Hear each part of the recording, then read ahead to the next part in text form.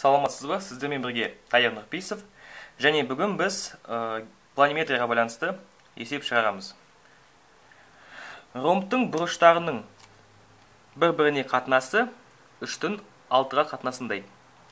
Егер кіші диагональ 10 сантиметрге тең болса, ромбтың ауданын табыңыз. Осындай түрдегі есепті қалай шығарамыз? Алдымен ромбты сызайық. Ромб дегеніміз ол барлық қабырғалары тең параллелограмм. Және кіші диагональ кіші бұрышқа қарама-қарсы жататынын білеміз. 10 сантиметр. Енді осы бізге берілген бұрыштарының қатынасын қарастырайық. 3-тің 6-ға қатынасы дегеніміз ол қысқартсақ 3-ке. Алымында 1 болады, бөлімінде 2 болады. Яғни 1-дің 2-ге қатынасындай. Кіші бұрыш бізде 1, яғни x болса, мынау бізде 2x болады. Ал біздің білуімізше, осы екі бұрыштың қосындысы 180 градусты береді. Яғни x қосу 2x тең болады 180-ге.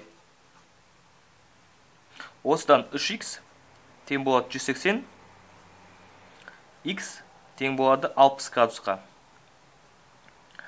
Яғни мынау бұрыш бізде 60 градусқа тең.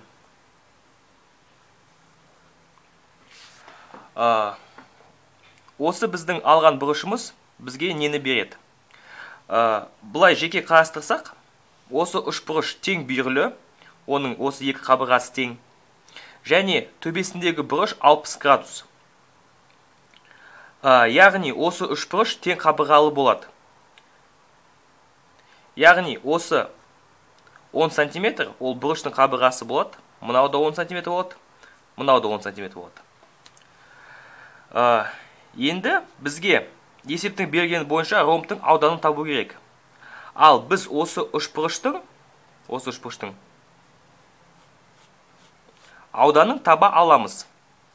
Яғни тең қабырғалы үш бұрыш үшін үш бұрыштың ауданы а квадрат түбірасты 3 бөлінген 4 формуласымен анықталады.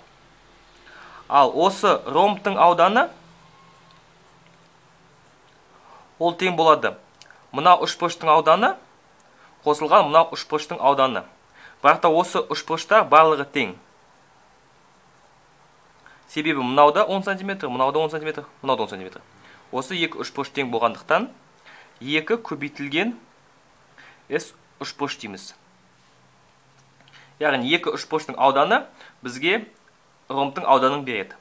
Ал бізде осы үш бұрыштың ауданының формуласы бар, және бір қабырғасы оның а деген бізге белгілі. Яғни екі көбейтілген а квадрат түбірасты 3 бөлінген 4.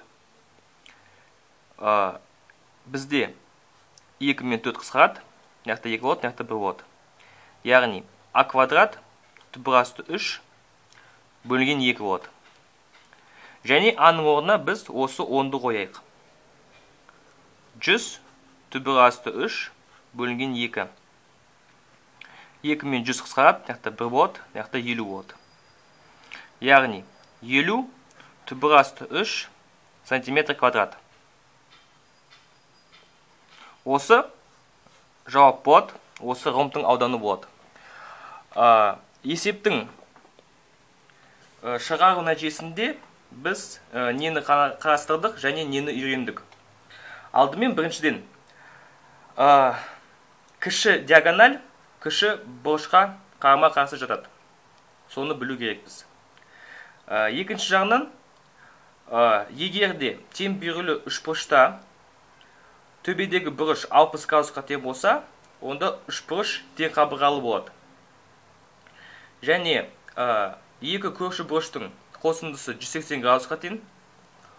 Осыны білу керекпіз. Және ең маңызды формула осы есеп үшін ол тең қабырғалы үш бұрыштың ауданы.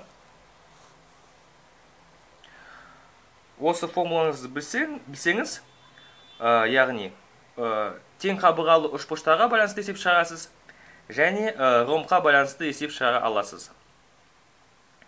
Егер осы формуланы білмесеңіз, онда осы есеп шықпайды.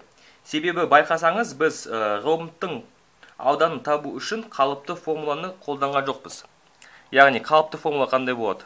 Мынандай ромб болады. Және биік түсірген кезде биіктікті мынау h болады, мынау мысалы b болады. Сонда ромбтың ауданы h көбейтілген b болады. Ол қалыпты формула, бірақ та оны біз қолданған жоқпыз. Біз керісінше осы үшбұрыштың тең қабырғалы екенін дәлелдедік. Ал мынау екі үшбұрыш тең болады ромбта. Яғни осы үшбұрыштың ауданын біз тапсақ, және 2-ке көбейтсек, бізге жеткілікті, және біз оны дәлелдедік. Сіздермен бірге болған Тайғын Нұрпейісов, Тесми каналы. Рахмет.